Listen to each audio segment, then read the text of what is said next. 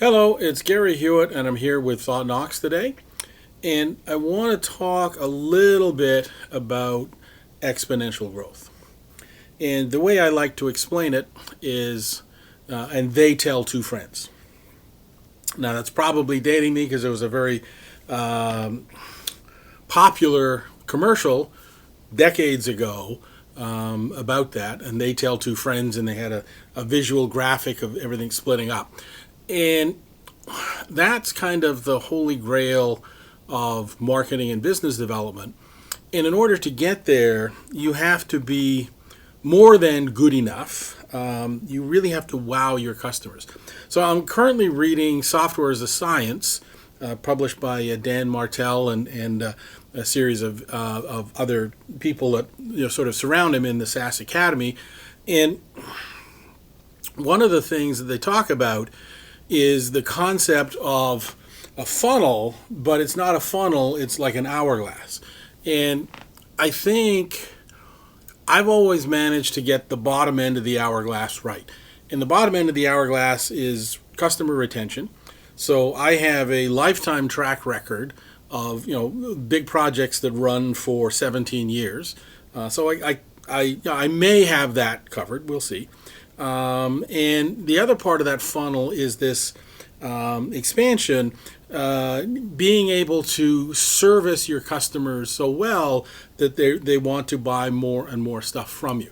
Now, a lot of people flip that to the sales side. You get to sell them more stuff. And I don't want to use words like that. I don't like to talk like that because it's not, I want every customer that buys from me to be ecstatic that they're paying me because of the value that I provide. I don't know that I always attain that, but that's my commitment is to always provide tremendous value and have customers that are more than happy to pay me. And maybe that's why we have this constant track record of 17 years on a lot of our big clients. So the part that I don't get right, and it may be related to how well I'm getting the end of the funnel, is the start of the funnel, is getting people in. It seems that it takes a lot of work to work with me, and that's because maybe I expect this relationship to put a lot of the other parties to put a lot of work into it. And I'm looking at this, I'm rethinking this and seeing if there's some way that we can make onboarding easier. I'm trying to solve the entire equation. We have a set of tools that are capable of doing some really interesting stuff. And I don't know that I'm expressing that well enough. And I don't know that our front ends are slick enough, because it's the problem with software is if I sell software, I'm selling you something that you can't see, hear, smell, touch. You can't do anything with it. And I've got to go away and do a whole bunch of work before you even get to play with it. So I think that's tough for a lot of people because I try to draw a lot of the business out. And, we look at the uniqueness of the business because if your business isn't unique, A, you don't really need unique software, and B, you really got to rethink your business because unless you have a unique selling proposition, it's really hard to market that.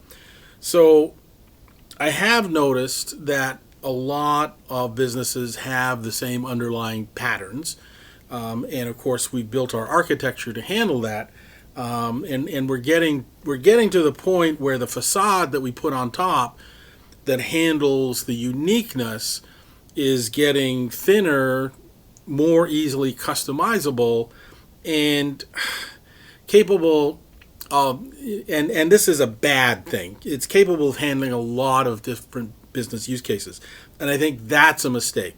I think we need to focus exclusively on a niche and really refine that front end process to get more customers in, so that they can enjoy the benefits of getting to the bottom of that bell and being able to use the material, the system, the platform that we've created.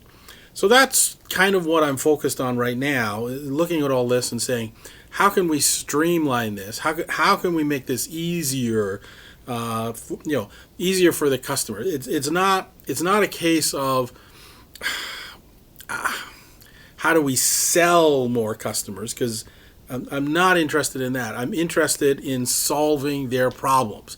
If we solve their problems, the sale is, I wouldn't say inconsequential. It's just inevitable that oh, you've taken this bucket of pain away from me. I'm happy to give you money for that.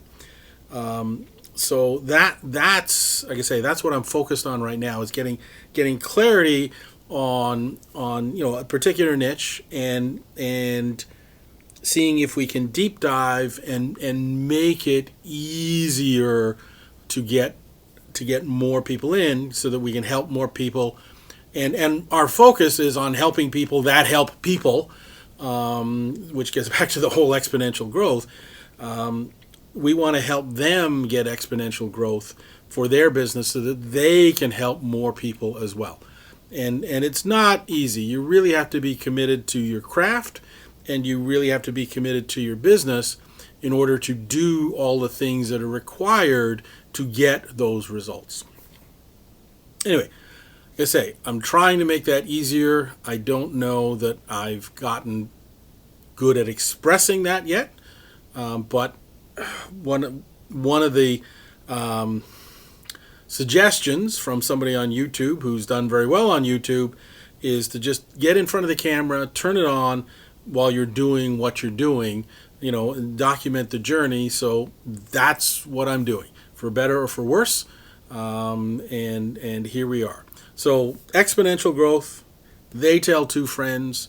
That's what we're after, and we may have solved most of that, not all of it. We may have solved most of that, and then getting people in, making it easier for them to see the value that we provide to them. So our latest incantation is Workshop Forge, which is up on another channel right now, and that seems to be getting some traction. That finally seems to be clicking with people, the way that we're presenting it and putting that together. So I will keep you posted as we go along, and I look forward to sharing with you success stories, especially success stories of our customers. That's what I relish the most. All right, thank you.